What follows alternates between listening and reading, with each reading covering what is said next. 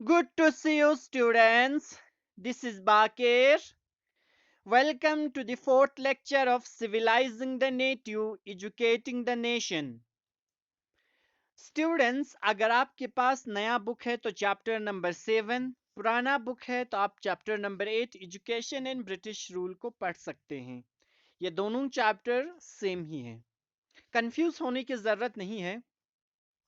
दोनों चैप्टर एक ही हैं, बस चैप्टर का हेडिंग थोड़ा सा अलग है, बाकी चैप्टर्स जो है दोनों सेम ही है। तो आपके पास चाहे नया हो या पुराना हो, आप दोनों से पढ़ सकते हैं।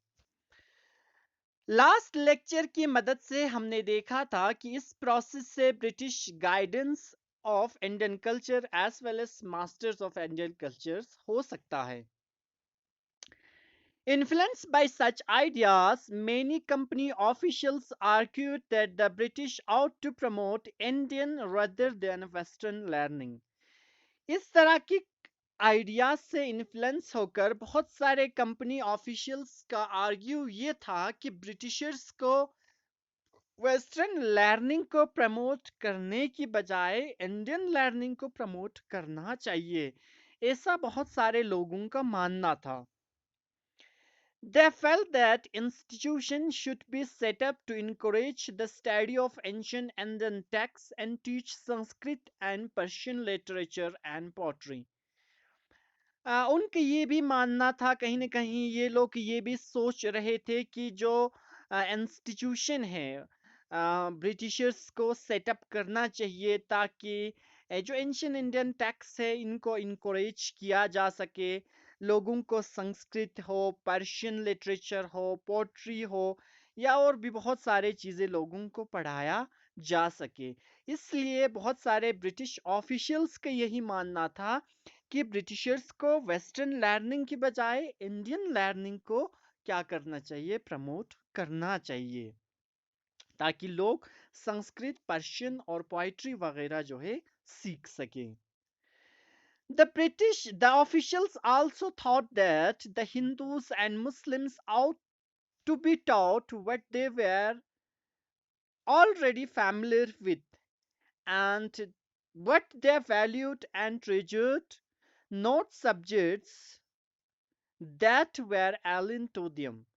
बहुत सारी ऑफिशियल्स का ये भी मानना था कि ब्रिटिशर्स को वो सब्जेक्ट्स पढ़ाने चाहिए हिंदू और मुस्लिम्स को जिनके बारे में वो पहले से ही जानते हैं, यानी ऐसे सब्जेक्ट्स जिनसे वो पहले ही ऑलरेडी फैमिलियर है, ऐसे सब्जेक्ट्स पढ़ाने चाहिए, उनको सिखाने चाहिए, ताकि जो है उनको ये इस चीज़ को जो है वैल्यू पता चल सके, इस प्रीशियस चीज़ के बारे में पता चल सके। ये इस तरह के जो सब्जेक्ट्स है वो लोगों को पढ़ाना चाहिए जो वो पहले से जानते हो, ताकि उनका क्या कीमत है, क्या वैल्यू है, ये लोग जान सके। ऐसे सब्जेक्ट्स जो है उनको नहीं पढ़ाना चाहिए जिनके बारे में वो कभी भी नहीं जानता हो, अननोन हो। Not subjects that alien to them, ऐसे सब्जेक्ट जो उनसे कोई कंसर्न नहीं रखता हो, ऐसे सब्जेक्ट्स उनको टॉट नहीं करना चाहिए, बल्कि ऐसे सब्जेक्ट्स जो इनके साथ उनको पूरी तरह से फैमिलियर हो उन सब्जेक्ट्स के साथ।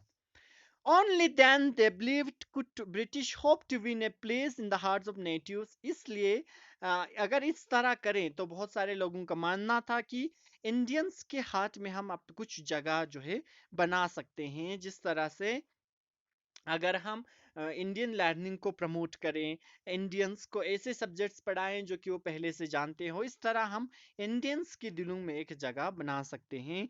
Only then could alien ruler expect to be respected by their subjects, इससे जो है एलियन रूलर एक्सपेक्ट कर सकते हैं कि जो लोग हैं, ऑर्डिनरी जो लोग हैं इंडियंस, उनके अंदर भी ब्रिटिशर्स के लिए कोई इज्जत जो है वो बढ़ जाएगा।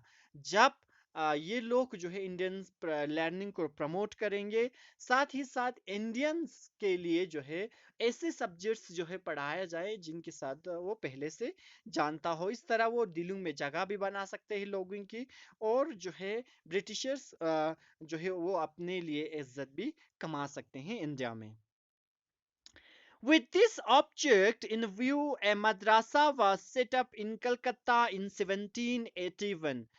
इस चीज को मद्देनजर रखते हुए ब्रिटिशर्स ने फाइनली 1781 में एक मदरसा सेटअप किया कलकत्ता में, ताकि अरबिक को, पर्शियन को, इस्लामिक लॉ और भी बहुत सारे चीज़ों को प्रमोट किया जा सके.